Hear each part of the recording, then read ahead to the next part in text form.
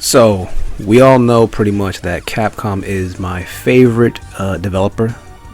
Not even just third-party developer, they're just my favorite developer, period, right? I just love their games and enjoy them to death. If there was one company that I would just want them to constantly make stuff, and one I just always enjoy no matter what. Well, not say no matter what, but I tend to enjoy more than the others, it's Capcom, right?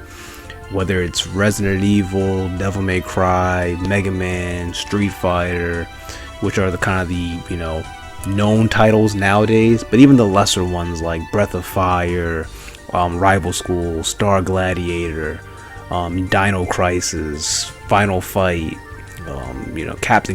everything, right?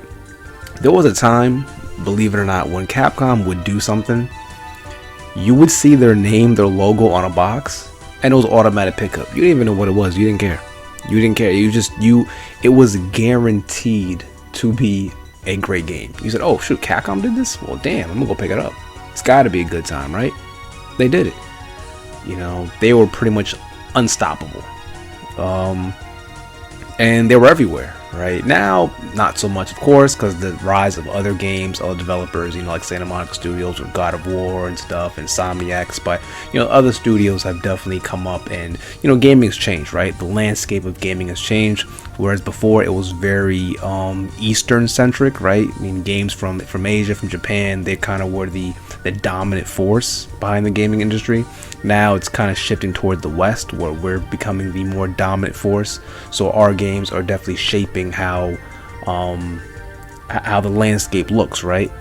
But like I said, at a time it wasn't like that, and so Capcom definitely had their pulse and fingerprints on multiple titles and on multiple scales, right? So I wish things would kind of go back to the way it was, or at least you want a healthy balance. But at least they're still around, and they're doing much better than they were doing in the past, or especially recent past. Because as we've all noticed, that Capcom, the past 15, 10, 20 years, they weren't that great. They were definitely falling and losing their edge, and now they seem to be gaining that back again, and I'm so happy. But as I said, I enjoy their titles. I love them. So for me, Capcom is my world, and very much the people I grew up with, right? The people I was surrounded by, especially when I was a kid. Capcom was our world as well, right? That was what you did. You played Capcom games. Like I said, from Street Fighter and Mega Man and Final Fight, those games were huge, right? They were huge. At least I thought. And that's pretty much the topic of today's video, as you can tell from the title. Was I living in a bubble? And it's just something that's curious, that has me really thinking. So before we get into that, though, of course, this is SHOYOUCAN, the channel we discuss Capcom and all things Capcom. So please like, comment, and subscribe, because I really appreciate it. And let's get on with the video. So yes, am I, or was I, living in a bubble? And I say this because recently Capcom have released their Platinums list, right? Pretty much their titles that have crossed over to 1 million or sold 1 million copies and more. They list them on a list and kind of, let you know, right? So it was like 70 or 80 some odd games. It was a long list. And these are all the titles that have, I guess been successful, right? Or deemed successful. The games that have hit that 1 million mark. So naturally, you'll see games like Street Fighter, right? Street Fighter's up there. Several times over. Several Street Fighter games have hit that 1 million mark, but certain titles that I thought would have hit that mark didn't. Resident Evil, pretty much all of the Resident Evil games are on there. Devil May Cry as well. Pretty much every Devil May Cry game is on there. Even Devil May Cry 2, which is considered the of the series, but even that's on there. You got a lot. You got pretty much almost all of their major franchises are on there, right? Even Mega Man's on there a few times. But that's another one that I was kind of going, And as I was looking through the list, I noticed there's some titles that weren't on there that really surprised me. And one said title was Street Fighter Alpha 2. Street Fighter Alpha 2. I don't know if you guys know this. I don't think this is controversial. I'm pretty sure this is common knowledge and a lot of people agree, and there's a consensus.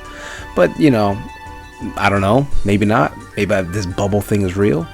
But from everybody I heard and everyone I talked to, Street Fighter Alpha 2 is damn near perfect, right? It's like one of the best Street Fighter games ever made. I mean, you ask most people, Street Fighter fans, they'll tell you, oh yeah, Alpha 2. Alpha 2 is good.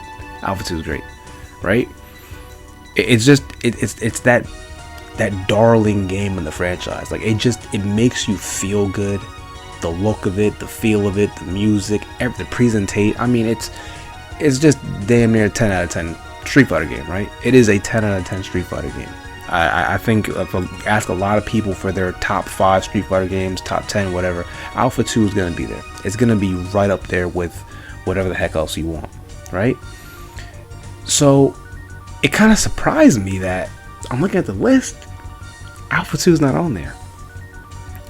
So Alpha 2 never crossed 1 million copies sold? And that kind of just blew my mind. Like, holy shit.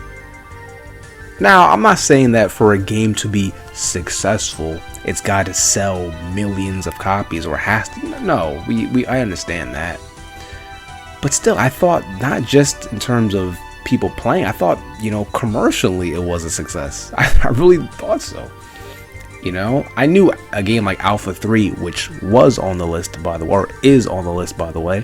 I knew that sold more, but I always thought Alpha 2 held its own because growing up, you couldn't hear enough about it, right? It was a big deal, and it surprised me that it wasn't on the list. Alpha 1, I get it, because Alpha 1 had all types of issues. It was the first time they were trying this brand new look. The game is slower. The mechanics are really weird and wonky. Alpha 1, I appreciate it for what it is, and I appreciate it for starting the Alpha series. But yeah, it's not really a great game, right? Alpha 2 just improved upon it tremendously in every aspect. There's nothing that Alpha 1 does better than Alpha 2. So I understand that game not being there. But Alpha 2 being omitted was like, wow. Okay, I guess not as many people bought as I thought. And then Mega Man X4 is, for me, just so beloved. I mean, I love Mega Man X4. It is probably my favorite Mega Man game. And I'm sitting here like, again, growing up, everyone was playing X4. When X4 came out on PlayStation, it was huge, and Saturn. It was huge. I mean, I remember having the magazines, the PSN magazines, the Game On magazines, going to school, middle school, elementary school, everyone was playing X4. X4 was huge, and naturally, I'm thinking, oh, this game must have really sold well, right? People must have been buying this shit.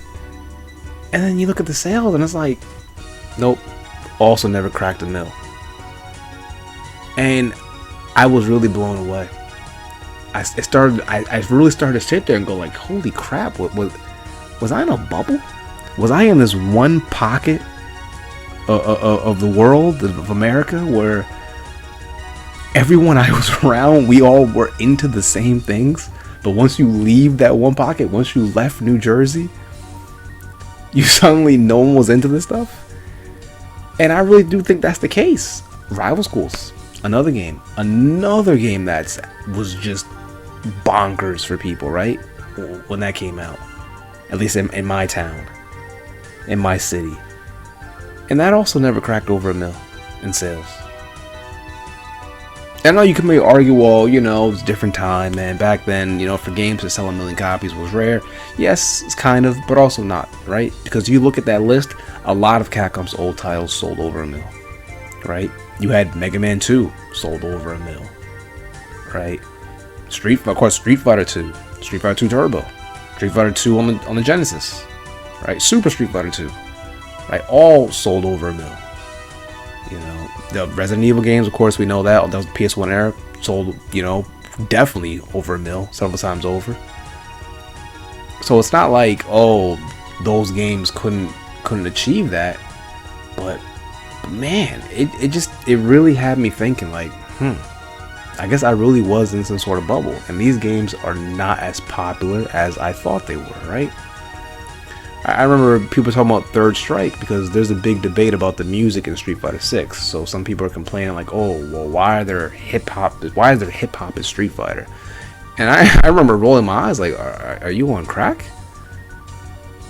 hip hop in Street Fighter is not new. Have you ever played Street Fighter 3 Third Strike? Which is right now considered by many to be like the greatest 2D fighter ever created. If not, it's definitely like in the top 5. That had hip hop all over the place. And then I realized there are legit people that never played Street Fighter 3 Third Strike. Now, I get it. I understand. There are people who don't play the same games. I'm not saying like I'm that stupid or naive to think that how could no one play this, but not to this level, right? I'm talking about people who are aware and know of Street Fighter, never played Third Strike. So for them, seeing hip hop in Street Fighter 6 was like, whoa, what is this? It was completely eye-opening. And so eye-opening for myself as well, because I'm like, damn, I guess I was in a bubble. In the Northeast, I was in a one spot where we were all into the same things. We were into the same kind of games. You know, this started really because I saw Capcom's list for Mega Man 11. And they said Mega Man 11 is now the most successful selling Mega Man game in franchise history. So I'm thinking like, oh shit, Mega Man 11 is really putting in work. And it was like 1.8 million copies. And I sat there like, wait. Maybe they mean the most successful mainland Mega Man game, right? The mainline Mega Man game, you know, Mega Man minus the X, Mega Man 1 through 11. Like maybe that's what they mean. And not including the X series. Nope. This is accurate. Mega Man 11 is the highest selling Mega Man game of all Mega Man games. Just the highest selling Mega Man game with 1.8 million copies. And it has me just like, wow. I realize how small I am and how small my world is. Because I'm telling you, man, when I say that these games were certified bangers, like, I mean, again, they're great games, but I just meant like in terms of perception and reception and people playing it and talking about it and word of mouth, these games were bangers. And I just naturally thought, well, if it was like that in my city, it must have been like that in multiple cities, and apparently not. Apparently not.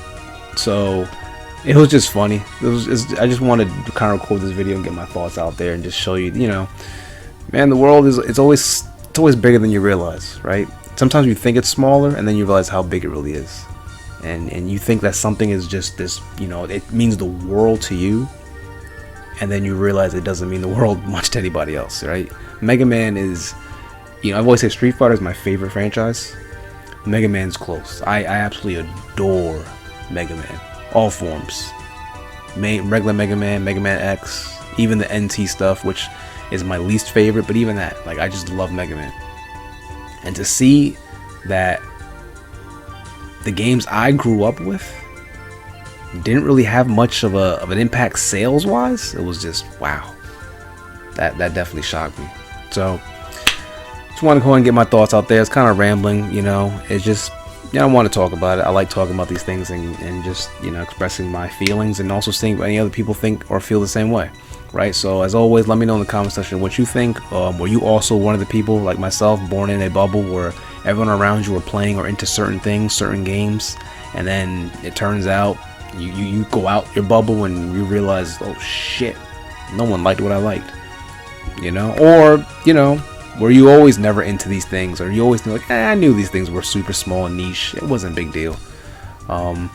Let me know in the comments. You know, I'm always interested and eager to hear everyone's thoughts process on all stuff. So as always, as I mentioned before, if you are a fan of the channel, if you're a fan of Capcom content, then please like, comment, subscribe. I would really appreciate it. I just hit 400 subscribers. Not a whole lot in the grand scheme of things, but it definitely means a lot to me that I have, you know, people who actually would like to listen to hear what I have to say.